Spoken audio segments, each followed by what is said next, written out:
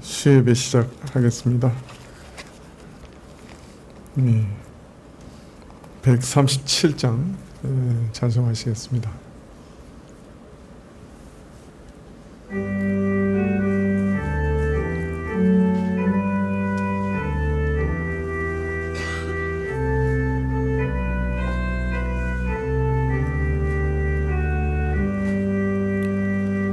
놀랍다 주님의 큰 은혜, 우리의 죄를 속하시려 갈보리 십자가 위에서 어린 양 보혈을 흘렸네. 주의 은혜, 우리의 죄를 다 씻었네. 주의 은혜, 우리의 죄를 다 씻었네. 죄악은 성난 파도같이 우리 영혼을 위협하나 헤아릴 수 없는 주의 십자가에서 나타냈네. 주의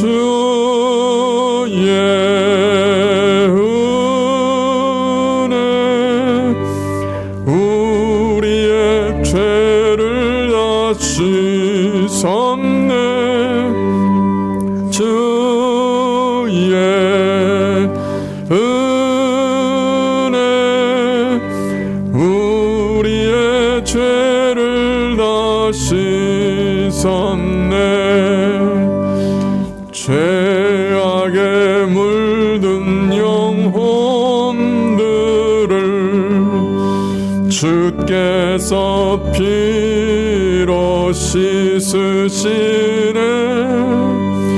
지금도 흐르는 그 피에 눈보다 더 희게 씻어라. 주의 은혜, 우리의 죄를 다 씻었네. 주의 은혜, 우리의 죄를 다 씻었네. 피할 수 없는 그 은혜를 믿는 자에게 거저주네. 형제여 주 앞에 나와서 더 지체 말고 곧 받아라. 주의 은혜, 우리의 죄를 다 씻었네. 주의 은혜, 우리의 죄를 다 씻었네.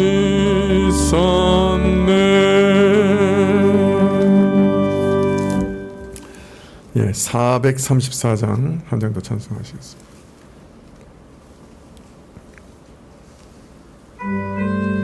434장입니다.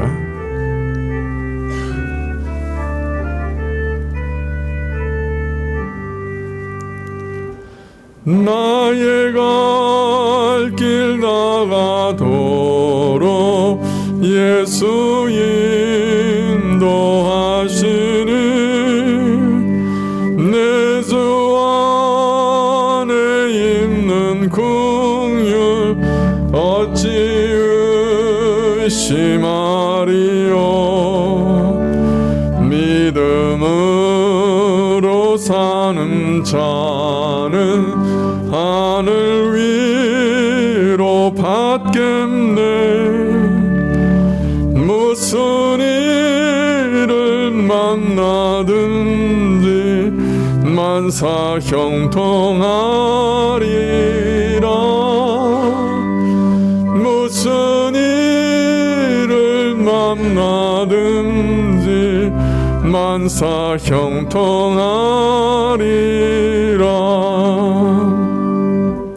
나의 갈 길 다가도록 예수 인도하시니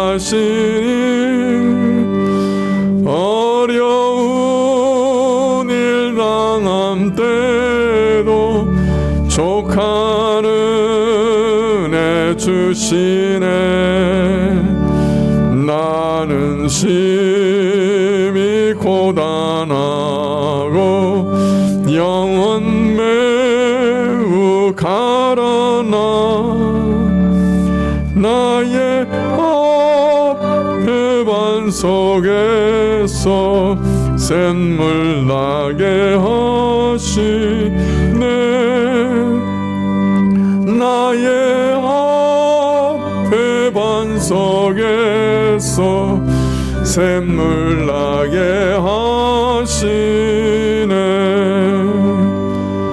나의 갈 길 다가도록 예수 인도하시니 그의 사랑 어찌 큰지 말로 할 수 없도다. 성령 감화 받은 영혼 하늘 날아갈 때에 영영 부를 나의 찬송 예수 인도하셨네. 영영 부를 나의 찬송 예수 인도하셨네.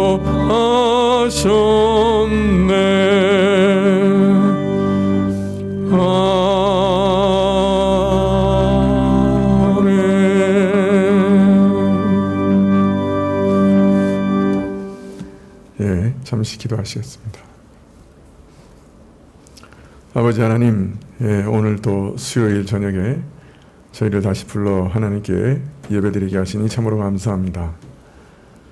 저희 안에 육신을 강건케 하시고 마음을 모아 주님 앞에 예배드릴 수 있도록 허락해 주십시오. 많이 소란하고 혼돈한데 주님, 우크라이나에서 전쟁이 시작된 지 이제 6개월이 지났습니다. 하나님, 많은 사람들이 목숨을 잃었고 많은 사람들이 부모를 잃고 자녀를 잃고 참으로 슬퍼하고 있습니다. 하나님, 참 이 가운데 두신 주의 뜻이 무엇인지 저희는 잘 알지 못하지만은 오늘도 주님 앞에 엎드려 기도하는 것은 시간을 단축시켜 주시고 주께서 이루고자 하시는 일들을 속히 이루시며 참으로 이 전쟁의 끝이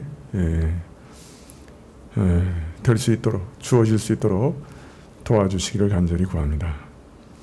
위정자들의 마음을 움직여 주시고 고집을 버리게 하시고 참 힘과 힘이 서로 맞대어서 으르렁거리며 씨름하듯이 싸우고 있는데 하나님, 불쌍히 여겨주시사 전쟁을 끝낼 수 있는 길을 열어주시기를 구합니다. 전 세계적으로도 가뭄과 홍수와 또 기근과 질병의 소식이 참으로 창궐하는데 네, 주께서 이러한 일들을 통해서 우리에게 말씀하시는 것들을 잘 들을 수 있게 해주시고 또 이 가운데서 하나님을 찾는 자들이 많이 일어날 수 있도록 도와주시기를 간절히 구합니다. 저희를 참으로 지탱하게 하시고 필요한 것들을 채워주시는 하나님, 이러한 혼란 가운데서도 저희 교우들 한 사람 한 사람을 지켜주시기를 원하고 필요한 것들을 채워주시고 지켜주시고 보호해 주시기를 간절히 기도합니다.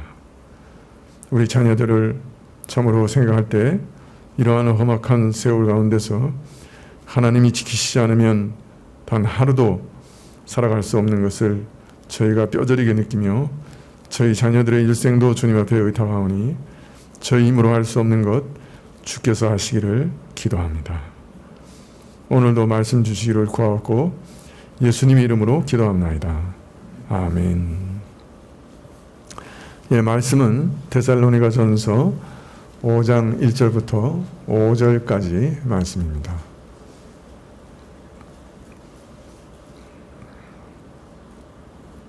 신약 332쪽이네요.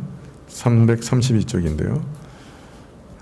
데살로니가 5장 1절부터 5절까지. 예, 찾으신 줄 알고 봉독해 드리겠습니다. 형제들아, 때와 시기에 관하여는 너희에게 쓸 것이 없음은 주의 날이 밤에 도적같이 이룰 줄을 너희 자신이 자세히 알미라.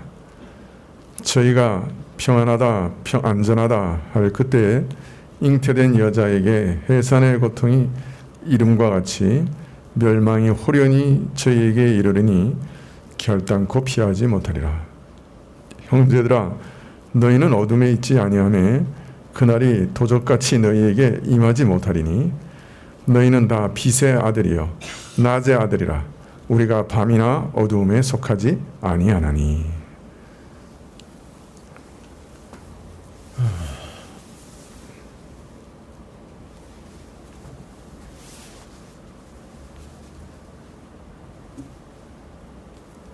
이 본문은 제가 아마 두세 번 설교를 한 것 같아요. 그래서 어떻게 할까 고민하다가 그러나 이런 주제는 시간이 지나면 또 한번 돌아보고 또 돌아보고 하는 것이 필요하다 생각해서 다시 설교하기로 마음을 굳혔습니다. 데살로니가 교회같이 세상에서 핍박을 받는 교회에서는 주의 재림과 부활의 소망보다 더 큰 위로가 되는 것은 없을 거예요. 아주 핍박받고 고난받고 어려움 속에 세상에서 살아갈 때 우리에게 재림이 있고 주님이 다시 오시고 그리고 새하늘과 새 땅이 주어지고 또 거기서 우리가 온전한 부활의 몸으로 영원히 살 것이다 하는 것보다 더 큰 소망은 없겠죠. 더 큰 위로도 없을 겁니다. 그래서 바울은 이 지금 고난당하고 있는 데살로니가 교회에 참 주의 재림과 부활 소망에 대해서 다시금 가르치고 계신 것이죠. 데살로니가전서 4장 14절에 보면 우리가 예수의 죽었다가 다시 사심을 믿을진대 이와 같이 예수 안에서 자는 자들도 하나님이 저와 함께 데리고 오시리라. 부활의 소망을 얘기하다 보면 어쩔 수가 없죠. 죽음에 대해서 얘기할 수밖에 없습니다. 부활의 소망은 어떻게 신자들의 죽음을 어떻게 이해해야 하는가 하는 것과 연결되기 때문이죠. 예수 그리스도의 부활을 믿는 신자들의 죽음은 결코 그 존재의 종말도 아니고 마지막도 아닙니다. 그래서 오늘 바울은 예수 안에서 자는 자들을 하나님이 다시 데리고 온다 이렇게 말하고 있습니다. 즉 신자의 죽음은 잠이라는 것이죠. 깨어날 것을 전제로 하는 잠에 불과하다. 신자의 죽음은. 왜냐하면 하나님께서 주의 재림 때 주 안에서 죽은 성도들을 다 데려오실 것이기 때문이다. 즉 죽음은 허망하고 무의미한 삶의 종장이 아니다.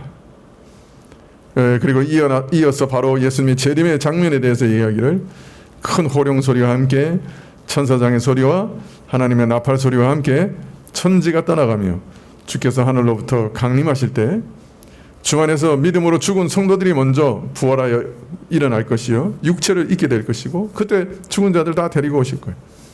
또 죽지 않고 살아있는 자들은 바로 하늘에 들어 올려져서 그 이미 죽은 자들을 만나게 될 것입니다. 그래서 주와 함께 영원토록 거하게 될 것이에요. 이것이 예수님의 재림과 또 성도들의 부활의 모습인 것이죠.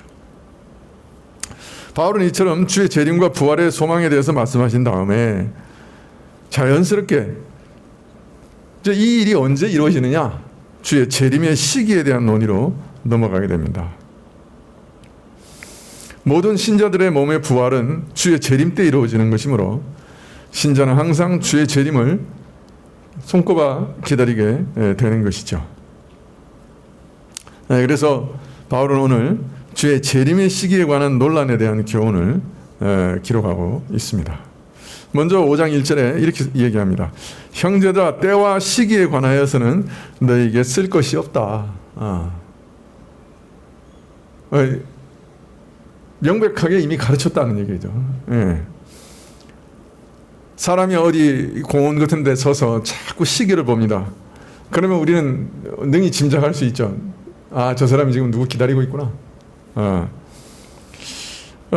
그리고 또 계속해서 시계를 본다고 하는 것은 저 사람이 누군가를 오래 기다리고 있구나. 초조하구나. 대강 짐작할 수 있습니다. 마음속으로 기다리는 사람이 왜 이렇게 늦게 오지? 언제 오지? 하며 투덜거리면서 기다리다가 한시간이 넘어가면 이 사람 진짜 오는 건가 안 오는 건가? 짜증이 나게. 주의 재림도 마찬가지입니다. 시간이 흐르고 또 흘러 기다리는 것이 지치게 되면 어떻게 됩니까? 정말 주님은 오시긴 하나? 이거 오신다고 그러는데 언제 오시는 거예요 도대체? 주님의 재림의 시기에 대해서 자꾸 묻게 됩니다. 언제 오시지? 왜 이렇게 늦으시지? 또 주의 재림에 대한 시기가 이렇게 기다리다가 자꾸 묻게 되는 경우도 있고 또 어떤 경우에는 사실 우리가 뭔가에 관심이 있고 열의가 높으면 그 일에 대해서 좀 자세히 알고 싶은 그런 성향이 우리에게 있어요. 그래서 이 재림에 대해서 막 관심이 있으면 그 다음에 자연히 그 관심은 어디로 이어지는가? 언제 오시지? 하는 그 시기에 대한 질문으로 연결되는 것은 또 어떤 면에서 인지상정이라고 할 수 있습니다. 당시에 데살로니가 교인들이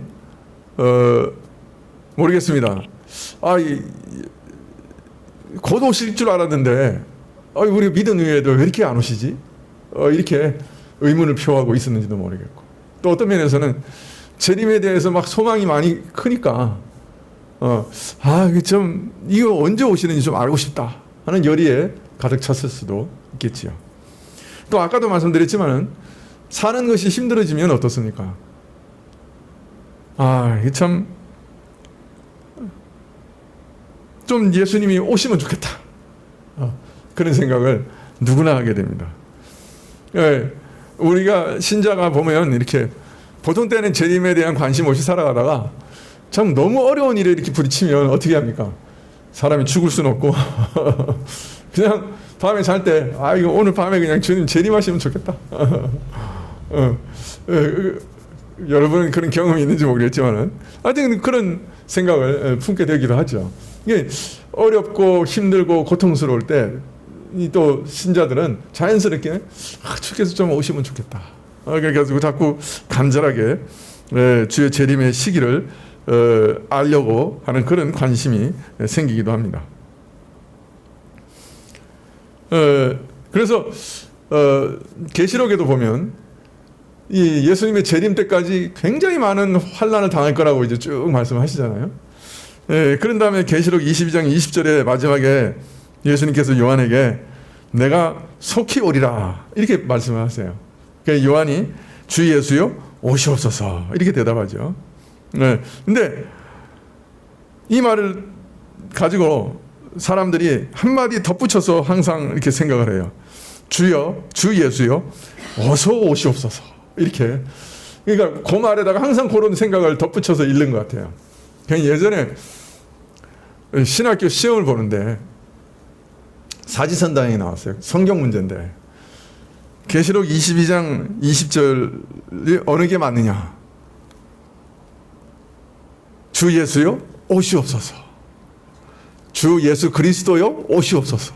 뭐 이런 식으로 나오고 그 다음에 주 예수요 어서 오시옵소서. 너무 헷갈리는 거예요. 제가 어디다 찾겠어요 동그라미를. 주 예수요 어서 오시옵소서. 거기 동그라미를 친 거예요. 나중에 보니까 어서자리가 없더라고요.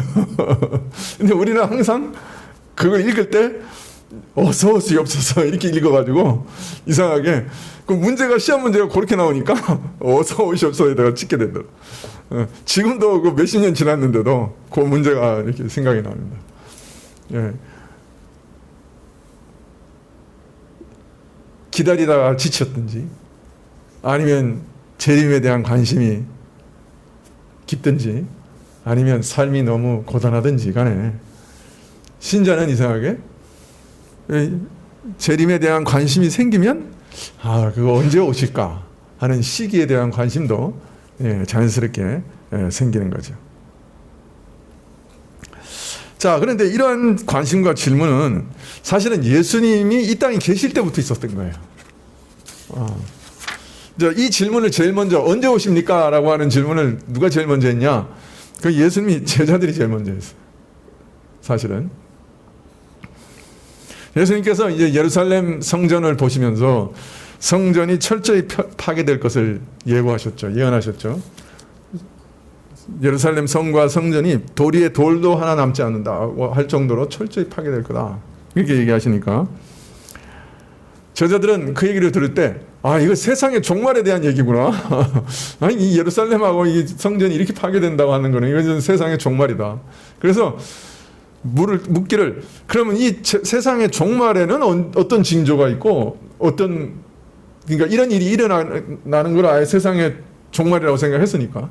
그러니까 이런 일과 또 이 세상의 종말이 될 때 어떤 징조가 있겠습니까? 우리가 어떻게 알면 그걸 먼저 알 수 있겠습니까? 이렇게 질문한 거예요. 그 시기에 대해서 물어본 거예요. 자, 그런데 예수님께서 뭐라고 얘기하시냐면, 자, 너희가 이 성전이 돌 위에 돌 하나 놓지 않고 파괴될 것을 들었을 때 당장에 내가 돌아올 것이라고 생각하지 마라. 오랜 기간 환난과 미혹의 시대가 이어질 거다. 전쟁의 소문, 온역의 소문, 지진과 흉년과 가뭄의 그런 소문들이 끊임없이 이어지고 그리고 거짓 선지자들이 계속 출현하는 그런 혼돈과 미혹의 시대가 계속 이어질 것인데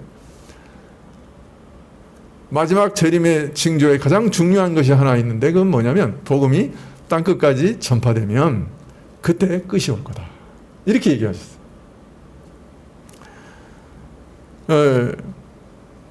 즉 오랜 환난과 미혹의 시대가 있을 것을 가르치셨던 거예요.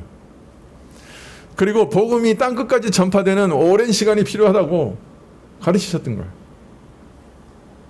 또 주의 재림에 대해서 당장 오시리라 오해하는 제자들에게 또 비유를 들어 가르치시기를 왕위를 받으려고 어떤 사람이 먼 길을 떠난 귀인이 있는데 이 사람이 아주 여행할 때 먼 길을 갔다.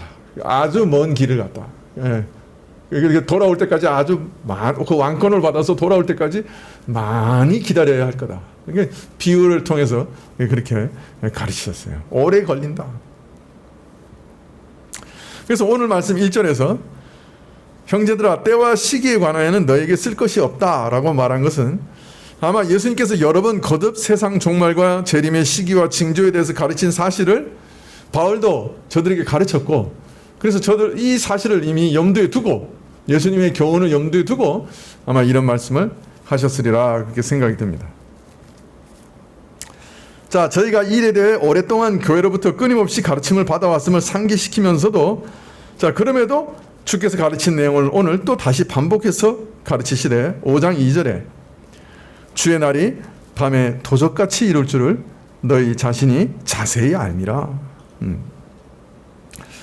데살로니가 교회가 이미 알고 있는 정확한 대답의 내용은 주의 날이 밤에 도적같이 임할 거라는 것이죠. 아무도 예측할 수 없을 때 도적이 내가 맨날 몇 시에 훔치러 갑니다 라고 예고하는 도적은 없죠. 궤도 루팡만 그랬나? 도적은 없어요. 그죠? 언제 올지 모르는 거예요. 데살로니가 교회가 이미 정확한 정답을 알고 있었어요. 아무도 주의 재림의 날에 대해서는 예측할 수 없다. 그 시기에 대해서는 이것이 정답이다. 주의 재림의 시기는 아무도 모른다. 너희가 이미 잘 알고 있다. 재림의 시기에 대해서 관심을 가지고 또 그 시기를 알기를 원하는 교회에 이런 대답을 주었다고 하는 것은 결국 너희가 알지 못하는 것을 알고 싶어한다. 아무리 물어도 대답이 없는 질문을 너희가 지금 하고 있다. 그런 뜻이기도 하겠죠. 신자는 주의 재림을 간절히 사모하고 기다리며 그 소망으로 이 힘든 세상을 믿음으로 살아가야 할 것이지만은, 그러나 그날이 얼마나 있어야 올지, 어느 때에 있을 것인지 알려고 해서는 결코 안 됩니다. 그것을 알려고 하는 것은 어리석은 일이라고 가르치고 계시는 거예요.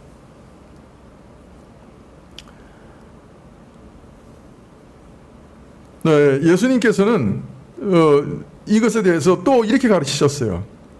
거짓과 미혹과 재난과 큰 환난의 시대가 계속되리라는 말씀의 특징을 말씀하시면서도 결국 마지막에 하신 말씀은 그날 그때에 대해서는, 재림의 때에 대해서는 인자까지도 알지 못한다. 오직 아버지께서 자기 권한하에 두신 일이다. 이렇게 얘기하고 계세요. 육신을 입고 이 땅에 오신 예수님께서도 재림의 시기에 대해서는 알지 못한다. 그건 아버지의 권한이다. 그렇게까지 강조하셨어요.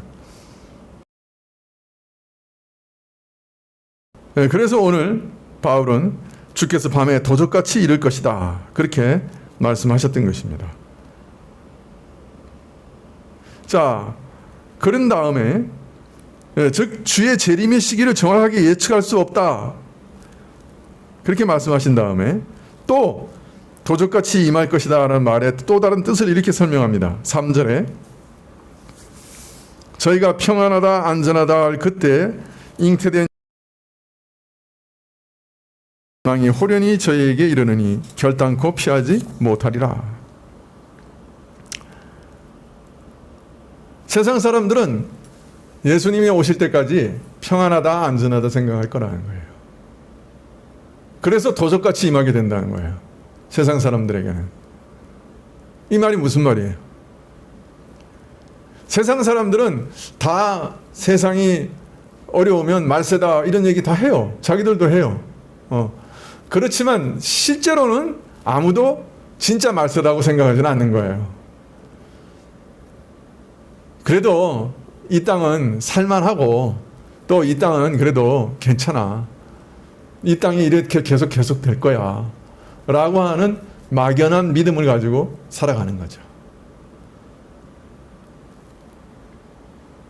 그리고 또 어떤 면에서는 여기서 평안하다 안전하다 한 말씀 가운데는 인류 역사상 그 어느 때보다도 평안하고 그 어느 때보다도 안전하고 그 어느 때보다도 살기 괜찮다고 하실 때 오신다는 말이실 수도 있어요. 그렇죠?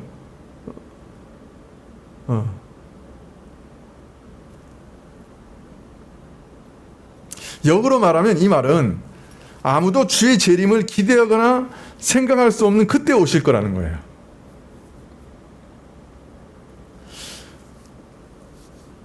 이런 때가 예전에도 한번 있었어요. 언제요? 노아 시대. 세상이 멸망하리라고 하는 건 도무지 상상도 할 수 없었어요. 이런 세상이 영원히 계속될 거라고 생각했어요. 그래서 시집가고 장가가는 일에 온통 마음을 빼앗겼어요. 이 땅에서 살아가면서 얻을 수 있는 즐거움에 깊이 빠져 있었어요. 아, 평안하고 안전하고 재밌다. 즐겁다. 오늘 우영우 마지막 회네. 관심이 완전 거기 가 있는 거죠. 늘 들고 다니면서, 그죠? 아, 재밌어. 그래도 살만해. 우영우가 있어서. 이렇게 되는 거죠. 어떤 면에서. 마음이 사람들이 다 이렇게 이상하게 그 세상에 다 쏠려 있는 거예요. 뭐든지. 아니, 그것이 나쁘다는 건 아니에요. 그러나 그것에 쏠려 있고 집착하고 있는 거예요. 시집가고 장가가는 게 뭐가 나쁘겠어요. 하나님 만드신, 그죠? 관례인데. 그런데 그것에 완전히 사로잡혀 있었어요. 그것에 온통 관심이 거기 가 있는, 일에 관심이 온통 가 있고. 이 세상에 언젠가 종말이 있고 또 주님이 재림하시리라 이런 생각은 전혀 해본 적이 없는 거죠. 세상 사람들이 이구동성으로 태평성대에 무슨 종말이야 라고 생각할 그때에 예수님께서 오실 거다. 임산부의 산통이 임하듯이, 임산부가 아무리 예측하려고 해도 예측할 수 없는 것 중에 하나가 산통이죠. 그죠? 언제 산통이 올지 모릅니다.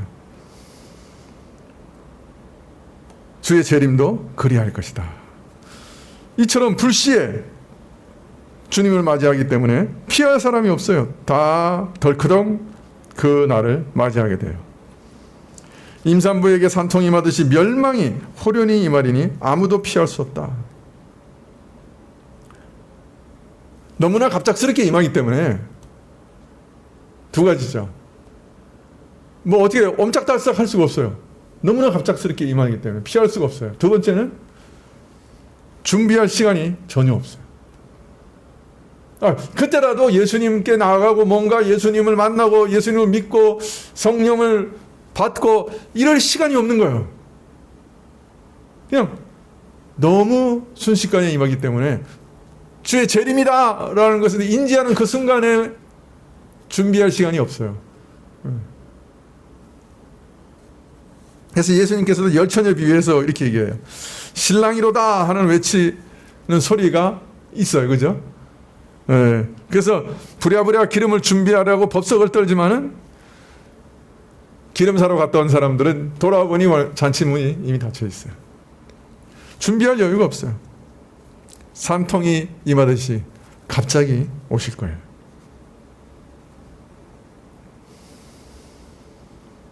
자, 그러면 이렇게 갑자기 오시는 주님을 맞이하려고 하면, 준비하려고 하면 어떻게 해야 돼요? 길은 딱 한 가지밖에 없겠죠. 어떤 길이에요? 오실 것은 매일 기다리는 수밖에 없는, 늘 깨어 있는 수밖에 없는 거예요. 내가 이 일을 하고, 그죠? 무슨 계획도 세우고, 장가도 가고, 시집도 가고, 그래야죠. 그죠? 그러나 그 가운데서 항상 또 일면, 내년까지 내가 여기 안 있을 수도 있어. 내일 내가 이 일을 안 하고 있을 수도 있어. 주께서 오실 수도 있어. 이렇게 깨어 있어야 돼요. 이 일은 영원히 계속될 거야. 내가 이거 계획한 거는 10년이고 20년 후에도 이런 일들을 분명히 열매를 걷게 될 거야. 이렇게 생각하지 말라는 거예요.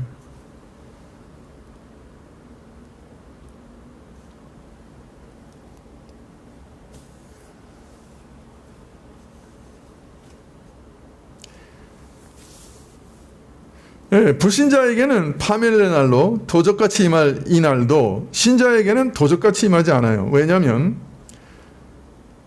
재림의 날짜를 신자가 알기 때문에 그런 것이 아니라 항상 깨어있고 준비되어 있기 때문이에요. 그래서 4절과 5절에 이렇게 얘기하세요. 형제들아, 너희는 어두움에 있지 아니하매 그날이 도적같이 너희에게 임하지 못하리니 너희는 다 빛의 아들이요 낮의 아들이라. 우리가 밤이나 어두움에 속하지 아니하나니. 신자는 어두움에 속하지 않았어요. 낮의 아들이에요. 세상 사람들은 어둠에 속해서 영적으로 다 무지예요.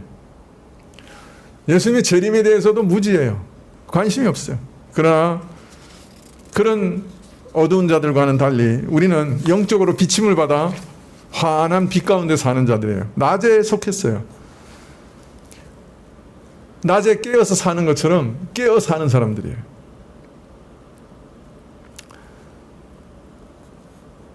영적으로 잠들어 세상에 취하여 사는 사람들에게, 어둠에 속한 사람들에게, 밤에 속한 사람들에게는 주의 재림이 도적같이 파멸로 임하겠지만은, 신자는 영적으로 깨어있고 살아있어서 그날을 기다리고 있기 때문에 주의 재림이 돌연적인 것이 되지 못하고 전혀 기대할 수 없는 일에 덜컥 잡히는 것처럼 되지 않을 거라는 거예요. 신자들은 오시는 주님을 기다리고 있는 거예요.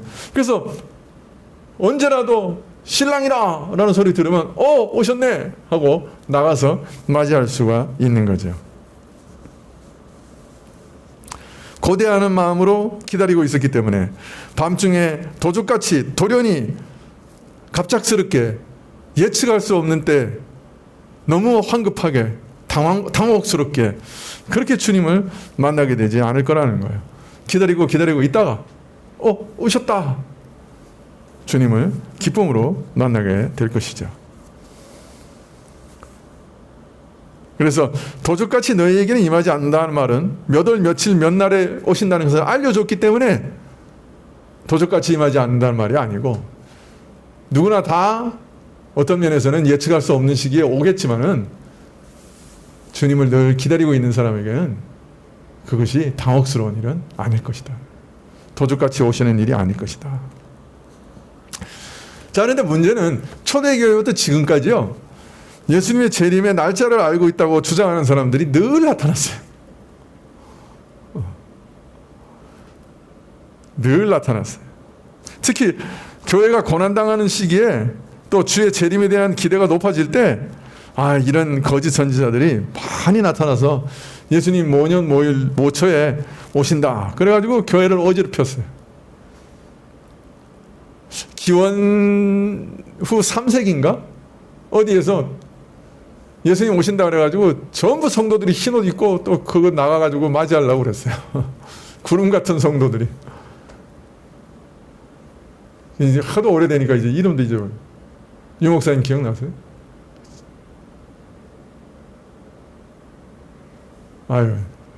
아주 유명한 사건인데, 아주 유명한 사건인데, 이제 큰일 났네요, 이제.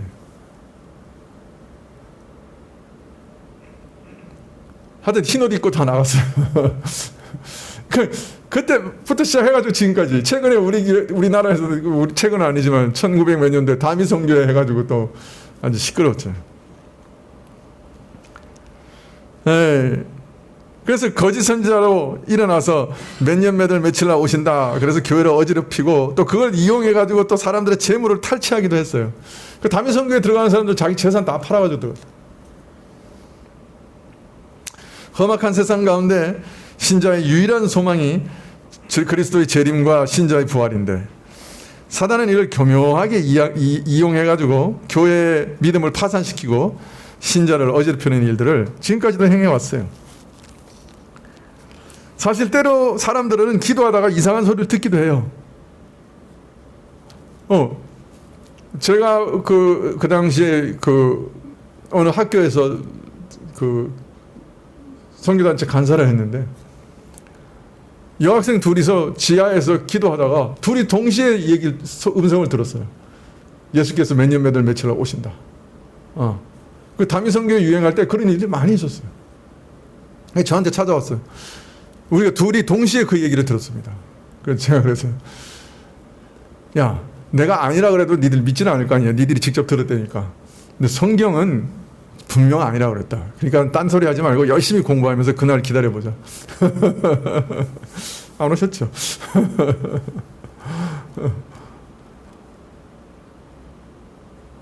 잘못하면 공부도 때려치고 그냥 올라갈 판이에요.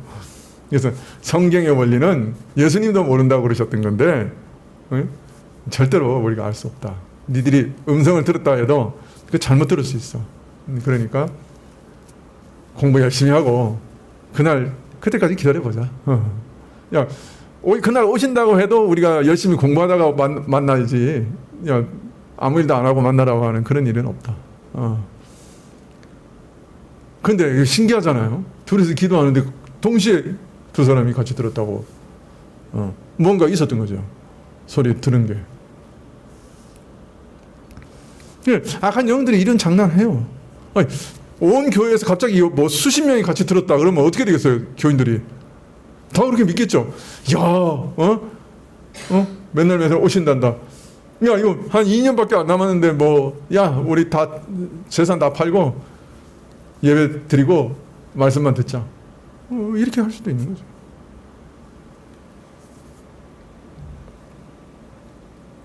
야, 그러나 여러분, 그 어떤 희한한 영적 현상이 일어나도 우리는 뭘 먼저 믿어야 돼요? 뭘 믿어야 돼요? 기록된 말씀을 믿어야 돼요. 내가 경험하는 그 어떤 영적인 현상보다 기록된 말씀을 먼저 믿어야 돼요.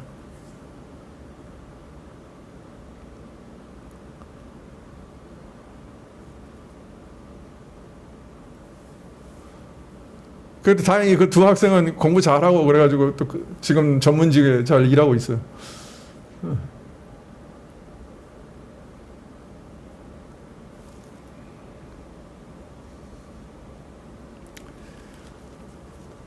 이런 일은 너무 기대감이 많기 때문에 초대교회부터 지금까지 수없이 많은 그런 현상들, 영적 장난들이 있었어요. 그러니까 여러분 주의하셔야 돼요. 우리는 어떤 영적 현상보다 뭘 믿어요? 오늘 말씀을 믿어요. 그 누구에게도 알려주지 않으세요. 야, 너 특별히 내가 사랑하니까 몇 년 몇 월 며칠 알려줄게. 이 교회는 아주 특별히 하나님께서 사랑하는 교회니까 이 교회는 알려줄게. 그거 다 거짓말이에요. 음성을 들어도 아닙니다. 천사가 나타나서 우리 눈에 보이는 환상 가운데 알려줘도 아닙니다. 예? 아니에요. 가입표예요. 믿으세요? 이렇게 얘기해도 천사가 나타나서 또 막 뭐라 그러면 또 다 믿고 따라갈 거예요, 우리가. 그러나 여러분, 뭐가 중요해요? 말씀이, 오늘 말씀이 도적같이 임하는데, 신자에게 도적같이 않다는 얘기는 몇 년 몇 월 며칠이 아니라 항상 기대하고 깨어있기 때문에 도적같이 임하지 않으신다는 의미일 뿐이에요. 그걸 만일 그게요, 만일 몇 년 몇 월 며칠이라고 알려지면 사실은 우리 삶 전체가 너무 큰 영향을 미치고 또 망가지기 쉽기 때문에 하나님께서 그걸 오실 때까지 비밀로 두기로 결정하신 거예요. 그걸 자꾸 비밀을 더 파고들어서 뭔가 신비한 걸 알아내려고 하는 것 자체가 교만이고 영적인 호기심일 뿐인 거예요. 그래서 조심해야 돼요, 우리가. 우리가 하나님 앞에서 모르고 신비롭게 그냥 주님의 재림 때까지 모르고 기다려야 할 진리들이 어마어마하게 많아요. 우리 호기심이 거기 앞에서 딱 기다려야 되는 것들이 많다고요. 모르는 게 얼마나 많은데.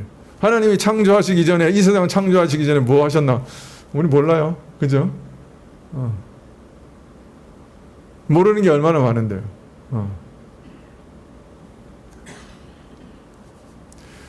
우리의 호기심은 주의 신비 앞에서 딱 멈춰서야 될 때가 참 많아요. 기독교는 신비 앞에서 멈춰설 것을 배우는 과정이기도 해요. 우리 이성의 한계를 깊이 인식하고, 우리 이성의 부패를 깊이 인식하고, 이 땅에서는 우리가 모르고 오직 믿음으로만 기다려야 되는 것이 많다는 것을 인정하는 것이 믿음이기도 해요. 그 앞에서 서서 기다려야 돼요.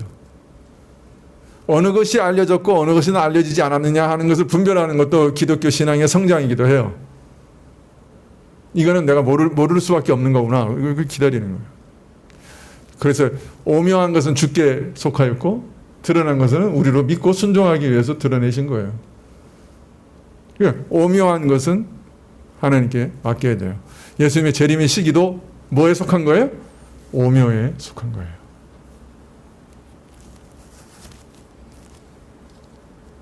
우리 삶 속에서 가장 많이 접하는 것 중에 하나는 고난의 이유도 오묘에 속한 거예요, 여러분.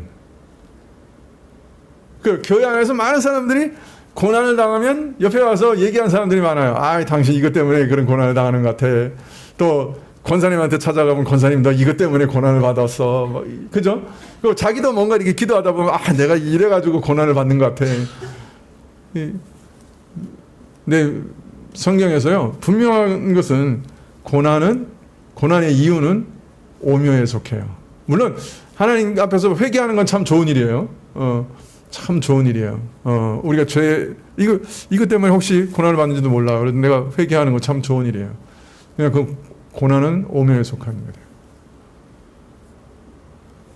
그러니까 여러분 오묘에 속한 것이 뭔지를 잘 이해하고 알아가는 것, 그죠? 그것도 믿음에 굉장히 도움이 되는 거고 성숙에 도움이 되는 거예요. 고난을 받을 때 믿음으로 하나님을 붙드는 것이 중요하지. 아, 내가 왜 이 고난을 이렇게 받았는가? 그걸 알아내려고 금식기도 하는 거. 금식기도 해도 그래서 금식기도 하면서 회개 많이 하면 참 좋은데, 근데 문제는 그 원인을 막 발견해서 알아내려고 너무 이렇게 집착하는 거. 그건 우리에게 가려져 있는 베일을 자꾸 열어보려고 하는 호기심일 수도 있어요. 오묘에 속한 거예요.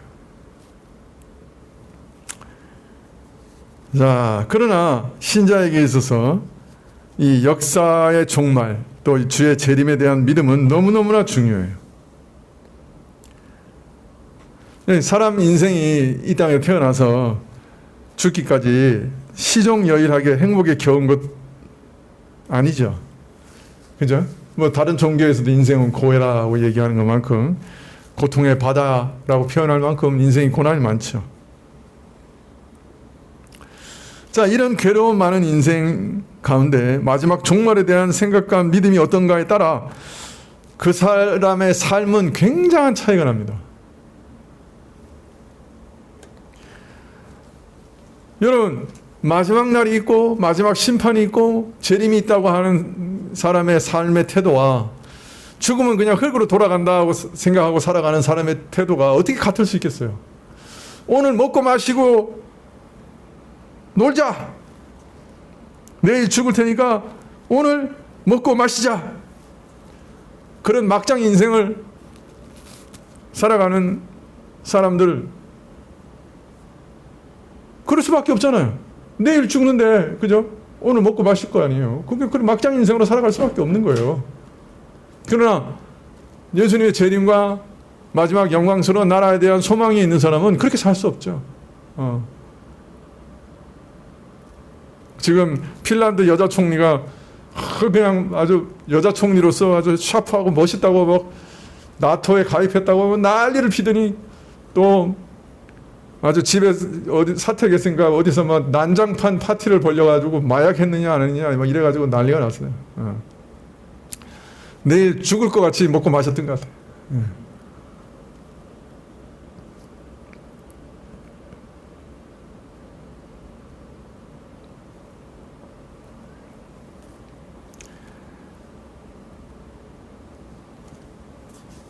마지막 날을 바라보며 소망 가운데 진지하게 살아갈 거냐? 아니면 정말 윤리도 도덕도 다 내팽개치고 내일 죽을 테니까 오늘 먹고 마시자 하고 막장 인생을 살아갈 것이냐? 그거 뭐가 차이가 있는 거예요?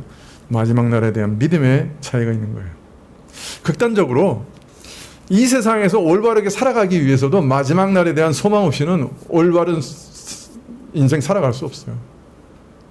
어떤 경우에 이 험악한 세상 또 이렇게 부조리한 세상 가운데서는 자기 목숨까지 내놓아야 어떤 면에서는 불의에 저항할 수 있는 그런 경우도 많아요.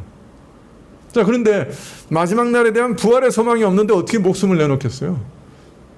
이 오늘 죽으면 이 세상에서 끝나버린다고 생각하는 사람이 어떻게 이 세상에서 자기 목숨까지 내놓으면서 선한 일을 도모할 수 있겠어요?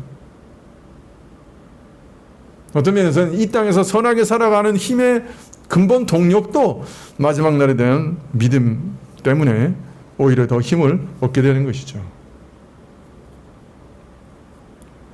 무엇보다도 더 중요한 것은요, 이렇게 힘겹게 살아가는 인생과 또 이게 혼란스러운 역사가 정말 의미 있게 되는 것도 이 마지막 날에만 가능한 거잖아요. 내가 살아가는 이 인생 열심히 살아가지만은 사실 무슨 의미인지 내가 지금 알고 살아갑니까?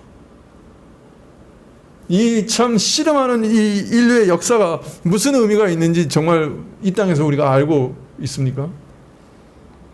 사실 납득이 갑니까? 지금 이 벌어지고 있는 이 현실이. 이제 위그너 연구소에 가가지고 위그너 그 여행에 가가지고 그 뭐 수많은 사람들이 순교를 했어요. 근데 우리 이제 같이 다니는 프랑스에 있는 그 뭡니까 가이드가 한국 사람인데 한 20년 프랑스 살았나요? 그런데 믿지 않는 사람이었어요. 근데 이제 계속 자기는 이제 그 통역을 해야 되죠. 그 어디서 몇 년간 갇혔다가 죽었다, 뭐 어떻게 갇혀 죽었다, 뭐 어떻게 해서 화형당했다, 그냥 계속 죽는다는 소리, 뭐 노예선에 끌려가가지고 거기서 뭐 평생 노졌다가 죽었다, 뭐 벽면에 그 기록이 쭉 기록되어 있는데 5천 명의 이름이 기록되어 있어요. 벽면에 5천 명이 노예선에 끌려가가지고 그 노예졌다가 죽은 거예요. 예, 그거 이제 다 통역을 하고 맨 마지막 날 거의 그 끝나기 한 이틀 전에 마주 앉았어요. 저하고 어떻게 밥을 먹게 됐어요. 그래서 내가 그랬어요. 당신은 어떻게 생각이 드냐? 통역을 했는데, 야, 하나님이 좀 기괴한 하나님으로 안 보이냐? 자기를 가장 사랑하는 사람들 그렇게 잔인하게 죽도록 내버려두는 하나님, 그게 무슨 이상한 하나님 아니야? 너 2주 동안 통역했는데 어떻게 생각이 드냐? 네 생각에는 하나님이 정말 이상한 하나님으로 보이지 않냐? 그러니까 그 사람이 눈이 이래가지고 나를 쳐다보면서, 야, 목사님 같이 정직한 사람 내가 처음 봤습니다. 자기가 그렇게 생각이 드는 거예요. 무슨 하나님이 이런 하나님이냐고.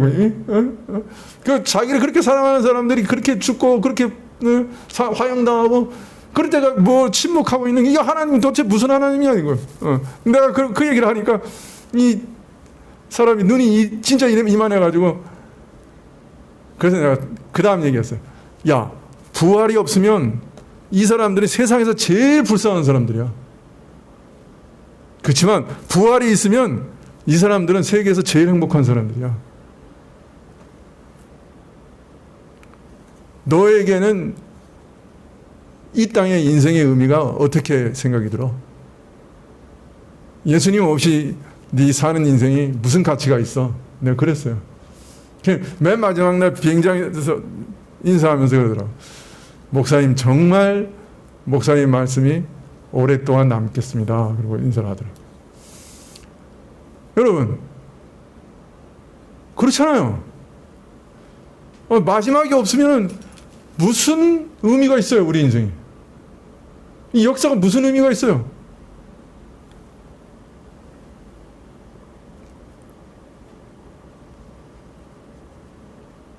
우리는 이 마지막에 대한 믿음이 없으면 내 인생의 의문에 대해서 영원히 벗어날 수 없고요. 이 마지막에 대한 믿음이 없이는 역사에 대한 의문도 벗어날 수 없어요. 그러나 우리가 이 마지막에 대한 믿음이 있기 때문에 오늘 그래도 짐작할 수 있어요. 그죠? 이 사람들이 부활이 있기 때문에 최고로 행복한 사람들이다. 하나님 좌편과 우편에 앉는 것은 베드로와 바울이 아닐 수도 있다.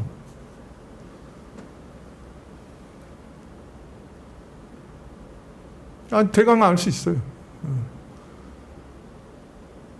이 세계 역사가 거대한 구속의 흐름이라고 하는 것을 볼 수 있는 눈이 마지막 재림에 대한 소망 때문에 가능해지는 거예요. 그걸 붙들지 않으면 오늘 이 땅에서 살아가는 우리 인생도 뭐 아무 의미 없는 거예요. 무슨 의미가 있어요? 그냥 아웅다웅 살아가다가 그냥 흙으로 돌아간다고 하면.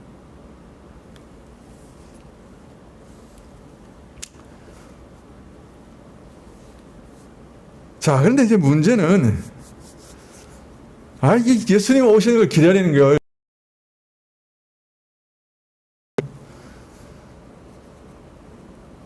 이 정도로 이렇게 길어지면요, 이 사람들 속에서, 이게 그 약속이 무의미하게 느껴지든지 아니면 마치 속는 느낌이 든다는 거야. 이게 뭐, 물론 이제 베드로가 1000년이 하루 같고 뭐 이랬으니까 뭐 1000년 단위쯤이야 이렇게 생각할 수도 있지만, 그러나 한 2000년 지나가니까 이게 진짜 무슨 약속이.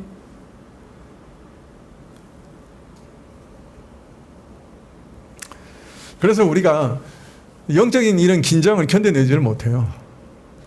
마음속에서 해이해져 버려요. 그리고 또 세상 재밌는 것들이 또 요새 얼마나 많아요. 그죠?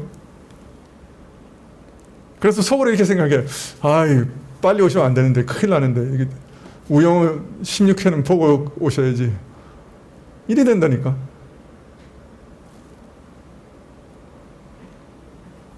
웬만큼 즐긴 다음에 종말이 오면 좋겠다. 지금 당장은 말고.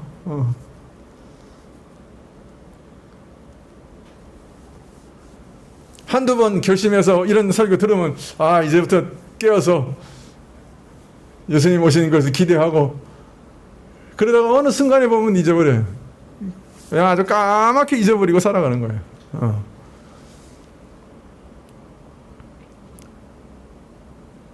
네, 우리가 마음속에 영적인 긴장을 가지고 재림을 기대하면서 살아간다는 건 결코 쉽지 않습니다. 그래서 예수님께서 그러셨잖아요. 내가 올 때 믿음을 보겠느냐? 내가 올 때 정녕 믿음을 보겠느냐?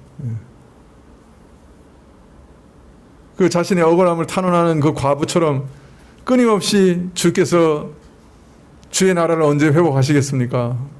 이 불의한 일들을 언제 회복하시고 우리의 원통함을 언제 회복시켜 주시겠습니까? 라고 부르짖으며 주의 재림을 기다리는 그런 믿음을 마지막 때 내가 진짜 볼 수 있겠느냐? 그렇게 경계하셨어요.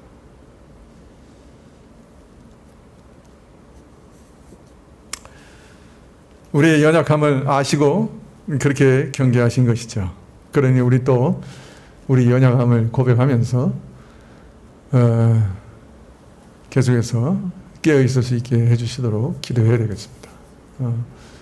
그래서 제가 아마 이 설교를 한 3번째인가 4번째인가 하는 것 같은데 또 하는 거예요. 저 자신을 위해서도 우리 자신을 위해서도 깨어있기를 소망하면서 다시 설교를 합니다. 기도하시겠습니다.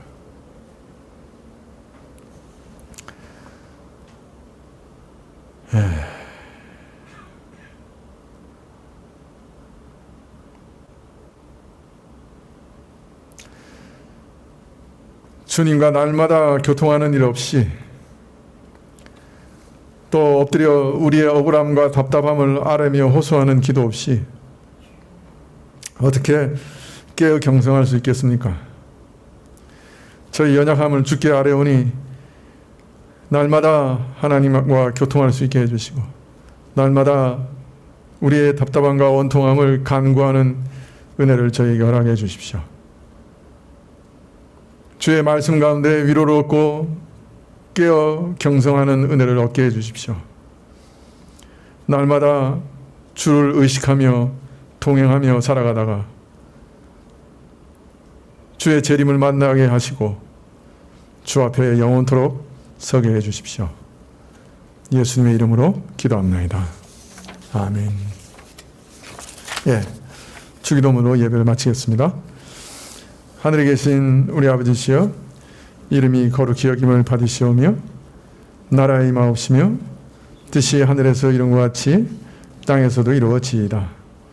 오늘날 우리에게 일용할 양식을 주옵시고 우리가 우리에게 죄 지은 자를 사하여 준 것 같이 우리 죄를 사하여 주옵시고 우리를 시험에 들게 하지 마옵시고 다만 악에서 구하옵소서. 대개 나라와 권세와 영광이 아버지께 영원히 있사옵나이다. 아멘.